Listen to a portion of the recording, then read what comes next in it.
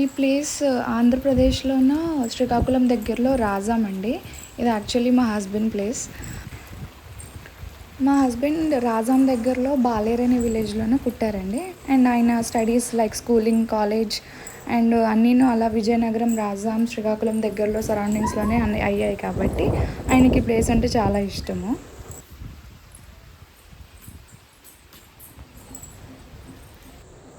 మా పాప పుట్టింది కూడాను రాజాంలోనే అండి. ఆ టైంలో కరోనా రన్ అయ్యింది. అందుకని మా మామయ్య గారు డాక్టర్ కాబట్టి అక్కడికి వెళ్ళిపోయాను డెలివరీకి.